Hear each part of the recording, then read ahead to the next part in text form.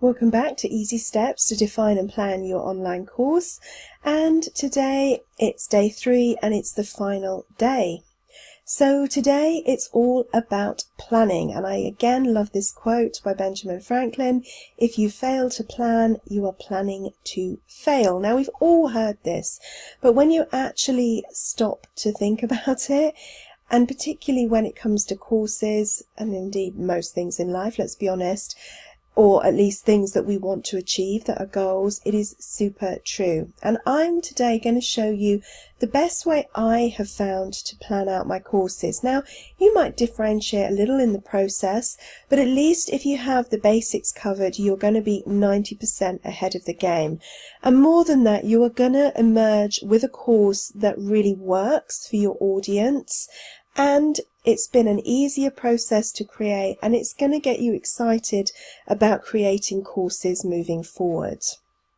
Now, the tool I use for planning is Trello, which is free, Trello.com, and it is super easy to use. This is not something with a big learning curve or anything like that. If you prefer pen and paper, then, grab yourself some index cards and glitter pens.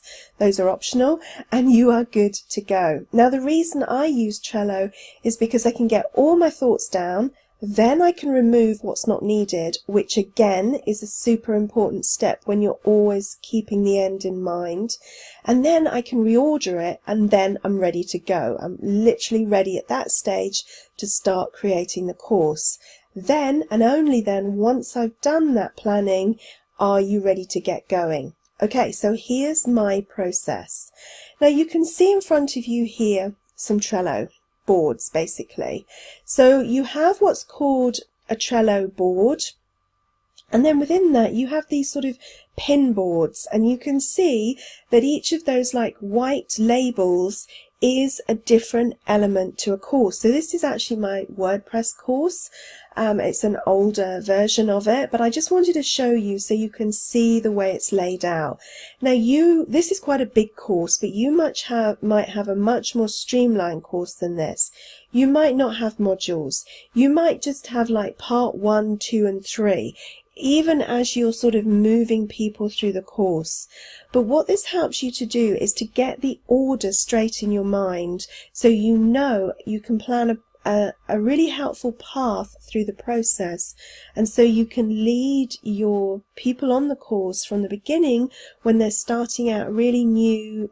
They don't know maybe the topic, or they don't know at least this element of the topic, and you can lead them through the process so it's easy for them to understand. So what I would do is create the boards, maybe have just 4 sections to start with. Later on you might bring it down to 3, or you might move it up to 6. That's not so important at the very early stage.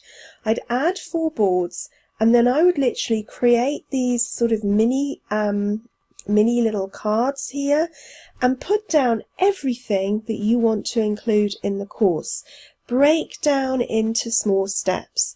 So for example, let's just say we were going back to that one about creating a pair of wire-wrapped earrings.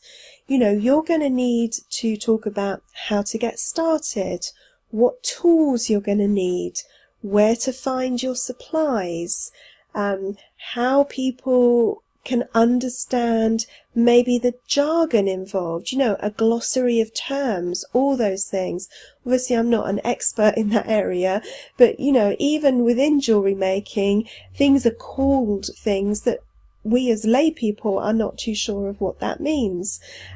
So you want to be clear on that. So all I'm saying is get down out of your head everything that you believe the person taking the course is going to need to know. Then I would take a step back. I would probably leave it for 24 hours. You've put down everything that you feel you want to include in the course. Give it some time to percolate through your mind when you're not thinking about it. And I wouldn't actively think about it in that 24 hours. I would give yourself, a break from it. Come back. It could be 24 hours later. It could be after the weekend, something like that. And then have a look at it again. Are there things that you've put in there that are actually part of maybe a more advanced course? Or are there things that you've missed, simple steps that you've missed that people are going to need to know. This is a good time to put those extra bits in that perhaps you missed the first time round.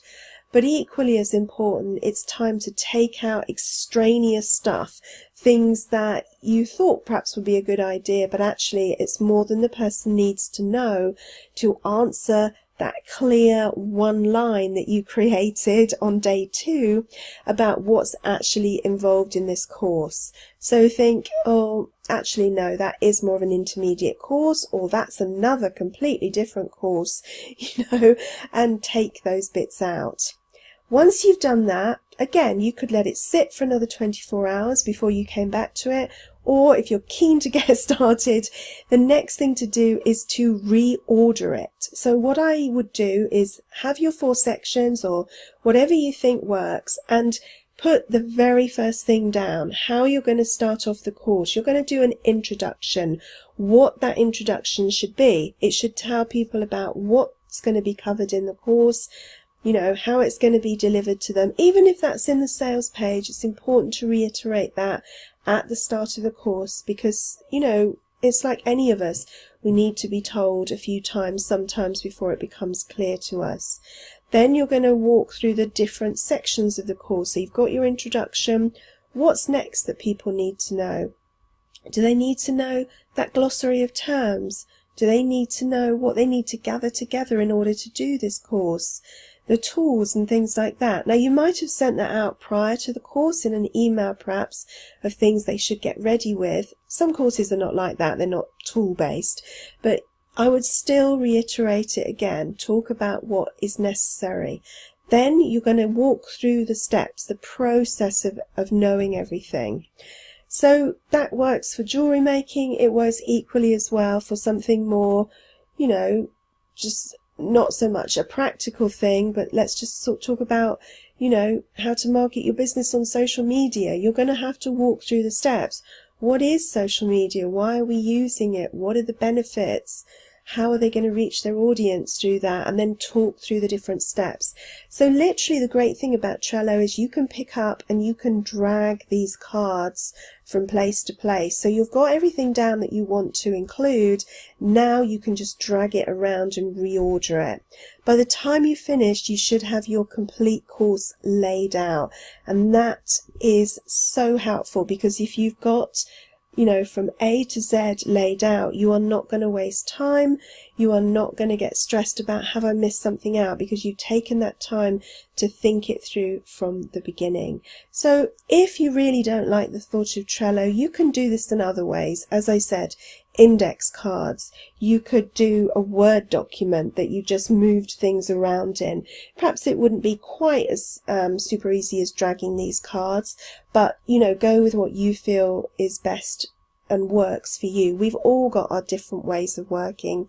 We all approach things in different ways. So again, don't set the bar of, this is a learning curve for me to learn Trello. If that doesn't appeal to you at all, go with what does. Different pages of a journal that you can rip out and just reorder. As long as you're doing the planning, that's what's important.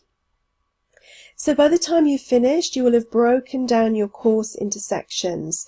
You will know the order of those sections, and you will know what you need to create in terms of materials. And then you'll be ready to decide on your method of delivery, whether it's going to be live webinars, whether it's going to be text-based, audio, video, a mixture, and you can decide how that content is going to be put in front of your course members. You won't waste time creating material that will never be needed, or going down a side alley because you hadn't decided what this course was all about or what was going to be included from the very start. That's why we went through those 3 steps of your topic, your title, your planning. In other words, you'll be ready to create a course in a stress-free manner, and one that is going to serve your audience amazingly well. And both of those things are important. You need to have a really good experience of creating this course, and your audience needs to have a really good experience while they're taking the course. Okay, so let's just go over what we've learned on these 3 days. So step 1, decide on your topic.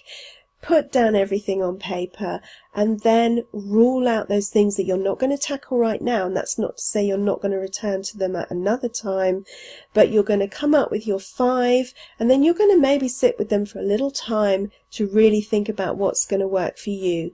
You could survey your audience, or you could just really go with the course that is going to flow easily from you. It's not going to take a lot of research.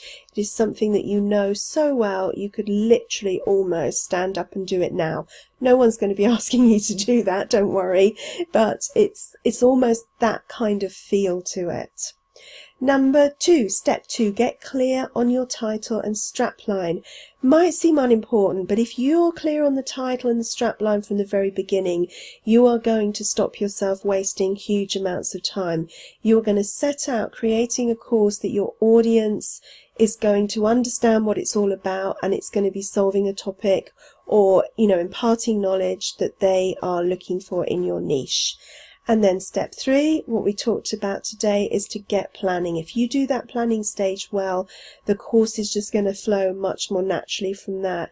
Then you can dig deep into how you're going to deliver it, but it will come from a place that's easier because you know what's going to be in it. So some might be text-based, some might be screen share, and that becomes easier to do. On your planning, you could even write that next to it if you wanted to, this bit's video, this bit's text. Or if you're doing all text, then that's fine. You can just work through it that way. So always remember those steps at the start of any course. Bring it back to that. And then you will be at a place where you are super ready to get going. Now, I hope that has helped you to build firm foundations for your course. If you feel you would like more training on the complete process and some accountability while you build your course, then do consider joining me for my new course, Course Creation 101. And in that, we are going to go through that complete process. We're going to build the course, we're going to launch the course, and even more importantly, we're going to get in the process of marketing that course, because it is all those steps that you're going to need to have a successful course at the end of it. There's also a lot of accountability, because while the course is module based, which you can work through at your own at your leisure, basically, there's going to be text and video that you can work through during the week.